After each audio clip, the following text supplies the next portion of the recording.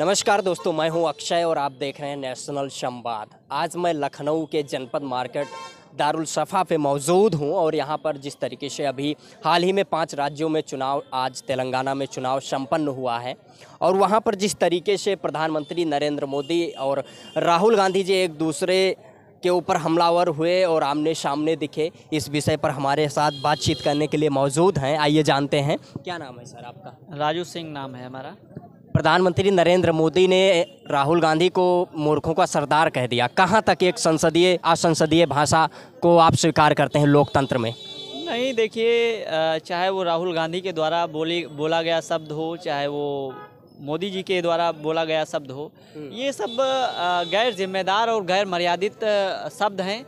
और जो देश का जिम्मेदार नागरिक है, जो जिम्मेदार पदों पे बैठे हैं, हम कह सकते हैं नरेंद्र भाई मोदी जी वो एक बहुत ज़्यादा प्रतिष्ठित और जिम्मेदार पद पे बैठे हैं। वो एक बहुत ज़्यादा सम्मानित पद है। प्रधानमंत्री पद का जो पद है वो बहुत ज़्यादा सम्मानित है, बहुत ज़्यादा। उस पनौती क्या है? नहीं, देखिए, पनौती इतना ज़्यादा सब मतलब काफ़ी इस देश की जनता परेशान हो गई है, त्रस्त हो गई भारतीय जनता पार्टी से। कि मैं ये देख रहा हूँ कि नरेंद्र मोदी से पहले भी प्रधानमंत्री रहे हैं देश के अंदर, कितने सारे प्रधानमंत्री रहे, कितने सम्मान से उनको नाम लिया जाता है, चाहे लाल बहादुर शास्त्री हों, चाहे अटल बिहारी वाजपेयी हों, चाहे पंडित जवाहरलाल नेहरू हों। लेकिन इन्होंने इतना ज़्यादा एक बड़े वर्ग को परेशान कर दिया है, इतना ज़्यादा। कौन परेशान क्या? अभी जो ये 85 राहुल गांधी ने 85 करोड़ लोगों को जो अभी अन्य 5 साल बढ़ाने का काम किया है इन्होंने, तो ये बात कहीं ना कहीं इंडिकेट कर रहा है कि हम 85 करोड़ लोगों को राशन देने वाले हैं 5 साल नेक्स्ट।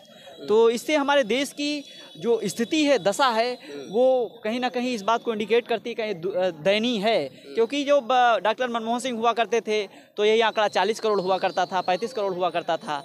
आज यही आंकड़ा 85 करोड़ 90 करोड़ होने वाला है। अभी कल जो है सिंह साहब, अपने ठाकुर साहब जो है प्रेस वार्ता करके बता दिए हैं कि हम अगले 5 साल अगर सत्ता में आएंगे 2024 में, तो अगले 5 साल हम फ्री का राशन देंगे। आप फ्री का राशन क्यों दे रहे हैं? आपको मैं बता दूं, इससे पहले जो मैं आज़ादी के अब तक का जो कर्ज था, जो क्या लगता है 2024 में सत्ता परिवर्तन हो पाएगा? आज़ादी के बाद से अब तक का जो कर्ज था वो लगभग 55 और 60 लाख करोड़ के आसपास था। और अभी ये 9 सालों का जो लोन है, कर्ज है भारत पर, वो 160 लाख करोड़ हो गया है। और ये केवल 3-4 राशन मिल रहा है ना, गरीबों को राशन मोदी सरकार दे रही है। केवल 3-4 पूंजीपतियों के लिए ये देश पूरा बेच रहे हैं। हर जगह इनका नाम है, हर जगह अडानी का नाम है। आप रिफाइंड तेल पे जाएंगे, अडानी का मार्क लगा हुआ है।